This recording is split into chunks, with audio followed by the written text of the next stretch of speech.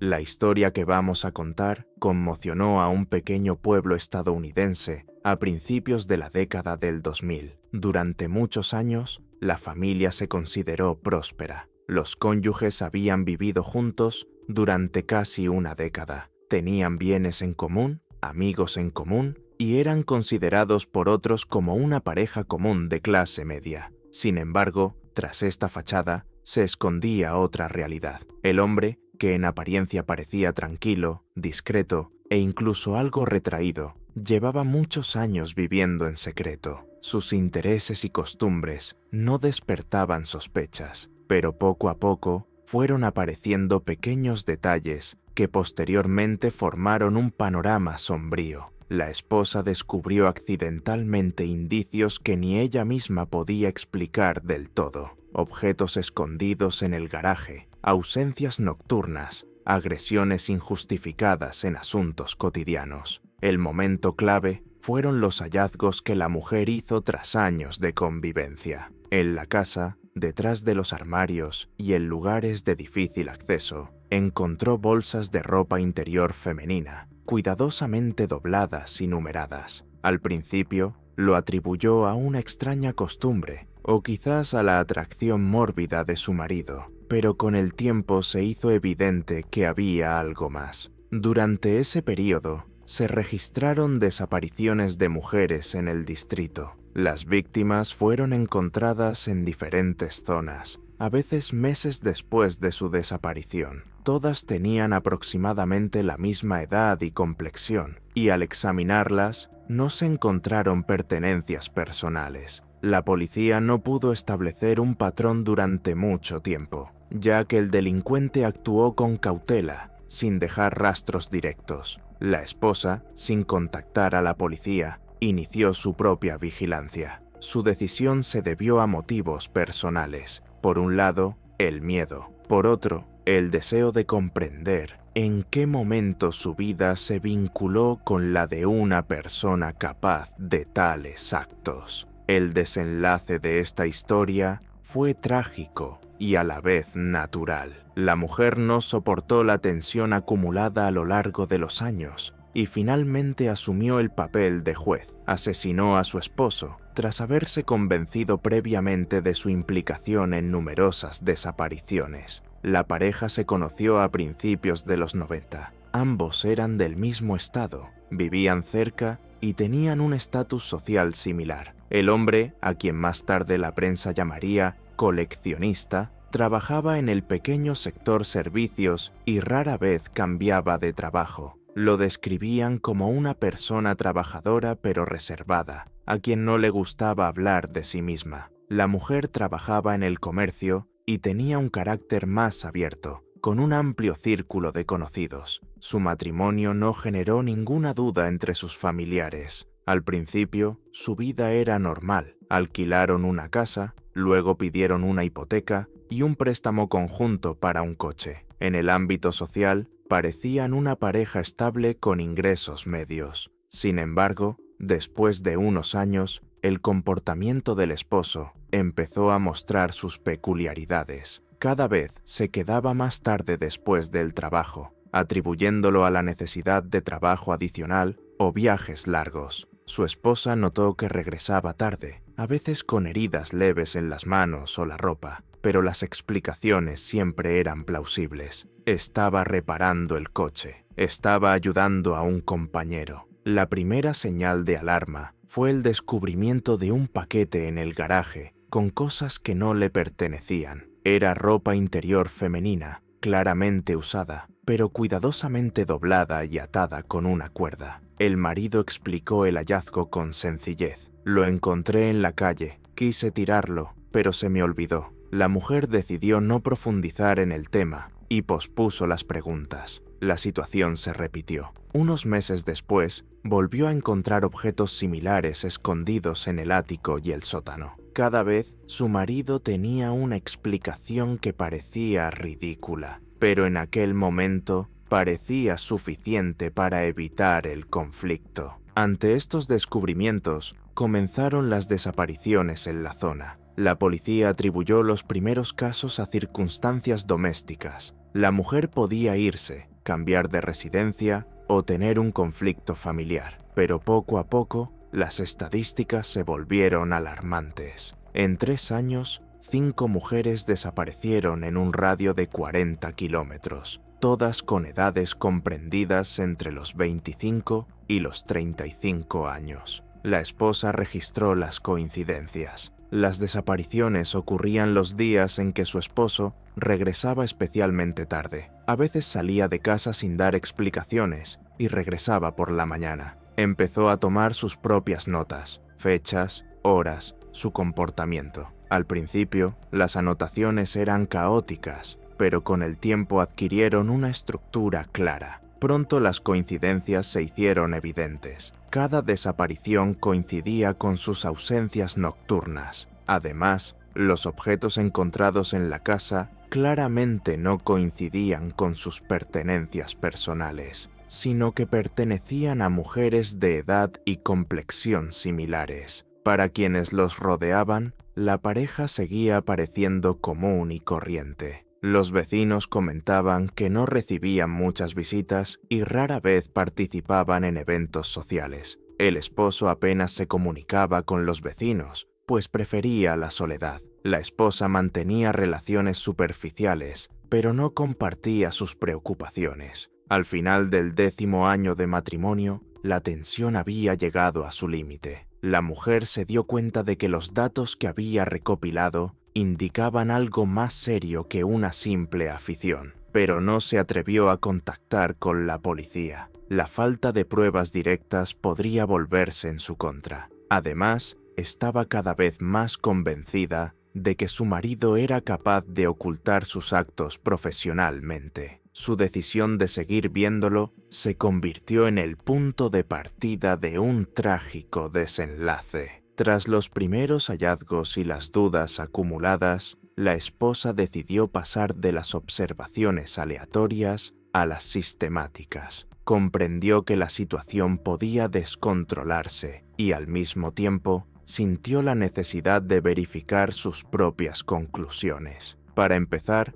creó un cuaderno donde anotaba las fechas y horas de salida y regreso de su esposo, sus explicaciones y sus propios comentarios. Escondió las anotaciones, ocultándolas en un lugar donde su esposo rara vez miraba. Durante los primeros meses, las anotaciones parecían áridas. Salió a las 21:30, regresó a las 02:15, ropa manchada de tierra. Dijo que estaba ayudando a un compañero. Con el tiempo, empezaron a aparecer notas en el cuaderno. Un vecino dijo que una mujer desapareció esa noche. Encontró una nueva bolsa de ropa blanca escondida bajo las tablas del sótano. Para confirmar sus sospechas, comenzó a examinar el coche de su marido con más detenimiento. Varias veces encontró restos de suciedad en las alfombrillas y pequeñas manchas en la tapicería que él intentaba quitar. A veces había bolsas de plástico en el asiento trasero que, como confirmó más tarde, contenían ropa. Todo esto confirmó sus temores. La prensa local publicaba periódicamente artículos sobre desapariciones. Generalmente se trataba de material breve y sin detalles.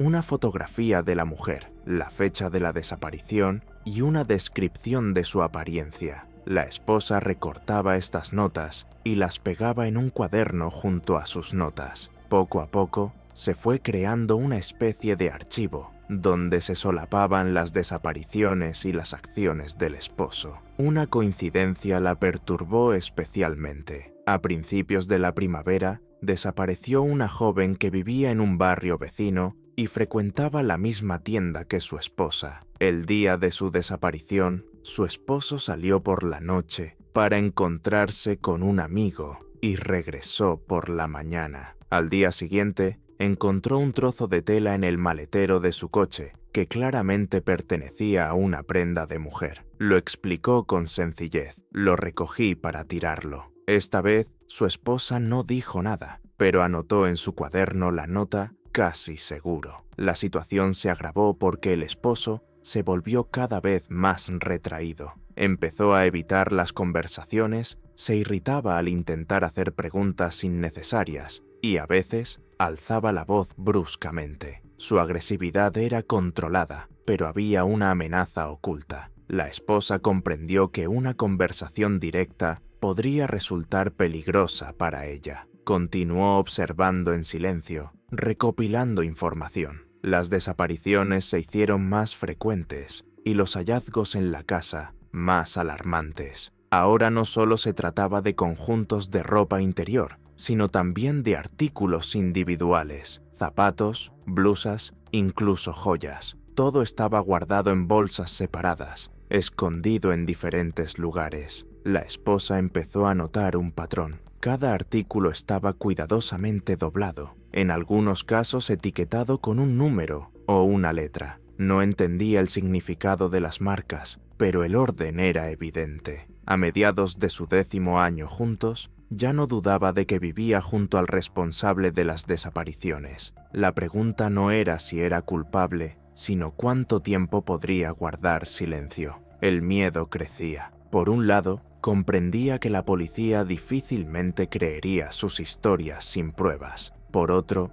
cada nuevo caso confirmaba que su vida estaba relacionada con una persona que representaba una amenaza para los demás. Fue entonces cuando pensó que tendría que tomar la decisión ella misma. Mientras tanto, continuó grabando todo lo que sucedía, fingiendo no darse cuenta de nada. Con cada mes que pasaba, la esposa sentía cada vez más el peso de las observaciones que había recopilado. La casa en la que habían vivido durante casi 10 años ya no era un lugar seguro para ella. Cada habitación estaba asociada a hallazgos: el sótano con bolsas de ropa sucia, el garaje con rastros sospechosos, el dormitorio con sus repentinas desapariciones nocturnas. Aprendió a actuar como si no supiera nada. En presencia de su esposo, mantenía la calma, no hacía preguntas innecesarias y trataba de mantener un ritmo familiar. Pero en su interior, su vida se convirtió en un control constante sobre sus palabras, acciones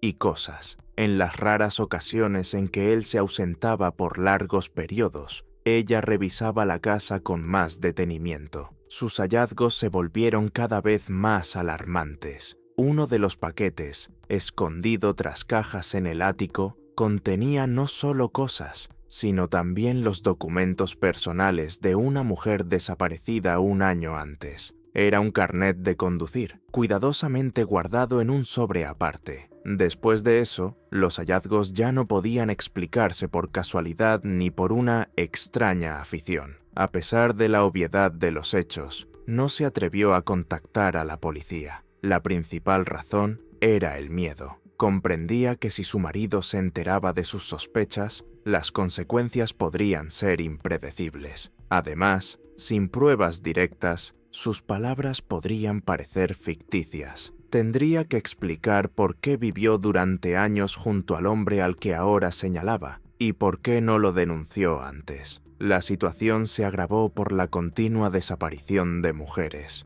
Las noticias locales aparecían cada vez con más frecuencia. Mujer desaparecida camino a casa del trabajo, vista por última vez en una parada de autobús. La policía vinculó estos casos en una serie, pero la investigación avanzó poco. La esposa tomaba cada publicación como una confirmación personal de sus propios registros. Sabía que su esposo actuaba con consideración y cuidado. A veces, cuando escuchaba las noticias por televisión, incluso se permitía comentar algo como: «Es extraño que la policía no haya encontrado nada todavía». Estas palabras sonaban tranquilas, pero fue precisamente esa tranquilidad la que la convenció aún más. Los vecinos seguían sin notar nada inusual. El hombre parecía llevar una vida solitaria, y para los forasteros esto no era extraño. La esposa mantenía la misma imagen externa, se comunicaba con cortesía, iba a trabajar y cumplía con sus tareas habituales. Nadie del entorno sospechaba que una crisis oculta se estaba gestando en la familia. Su propia condición empeoró gradualmente. El estrés constante afectaba su sueño. A menudo se despertaba en mitad de la noche, escuchando los ruidos de la casa. El más mínimo crujido le causaba ansiedad. Durante el día, sus migrañas se intensificaban y se sentía débil. comprendió que no podría soportar este régimen por mucho tiempo. La idea de tener que tomar una decisión se volvió obsesiva. No dejaba de darle vueltas a sus opciones, seguir recopilando pruebas, intentar contactar con la policía o actuar por su cuenta. Cada opción tenía consecuencias, y ninguna parecía segura. Al final de su 10º año juntos, la línea entre la observación y la acción se había vuelto casi imperceptible. No solo registraba el comportamiento de su esposo, sino que también buscaba maneras de protegerse. Un cuchillo y un pequeño gas pimienta aparecieron entre sus pertenencias. No los llevaba consigo constantemente, sino que los mantenía cerca, como símbolo de preparación ante cualquier eventualidad. La acumulación de observaciones y la constante tensión interna la llevaron gradualmente a tomar la decisión que tanto había intentado evitar. Durante los primeros años, se limitó a registrar detalles y almacenar hallazgos, pero ahora sus acciones adquirieron un mayor propósito. Empezó a revisar la agenda de su esposo y a prepararse con antelación para sus ausencias. Mientras que antes simplemente anotaba la hora, ahora estudiaba las rutas, comparándolas con publicaciones sobre mujeres desaparecidas. Las coincidencias se hicieron cada vez más evidentes. Varios casos coincidían literalmente. El esposo estaba ausente a las mismas horas en que los testigos vieron a la víctima por última vez. Al mismo tiempo, se preparaba para una posible confrontación. Aparecieron objetos en la casa que podrían servirle de protección. Los cuchillos siempre estaban a su alcance en la cocina, y una varilla metálica sobrante de la reforma estaba debajo de la cama, en el dormitorio. Comprendió que una conversación abierta o un movimiento descuidado podían provocar una agresión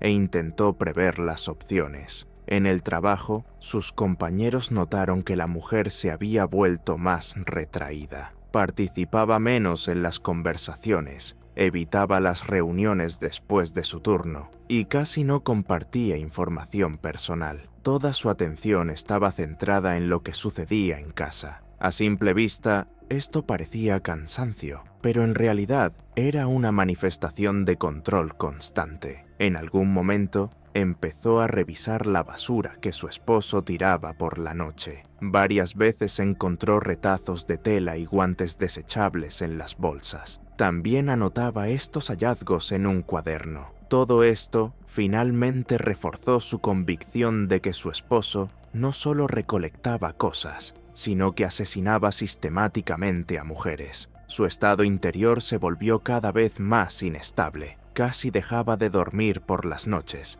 escuchando cada uno de sus movimientos. A veces, él regresaba tarde, iba al baño y se lavaba las manos y la ropa durante un buen rato. El sonido del agua se convirtió en una señal de peligro para ella. Después de esas noches, no podía dormir hasta la mañana siguiente. La esposa sabía que no podía seguir así. Acudir a la policía seguía pareciendo inútil. Las pruebas eran circunstanciales y el riesgo de revelar sus observaciones a su marido era demasiado alto. Llegó a la conclusión de que la única manera de detener lo que estaba sucediendo era actuar por su cuenta. A partir de ese momento, su comportamiento cambió. Si antes se limitaba a observar, ahora empezó a preparar un plan. Revisó las cerraduras de las puertas e imaginó situaciones en las que podría usar un cuchillo u objetos improvisados. Cada vez había menos dudas sobre sus acciones. Para quienes los rodeaban,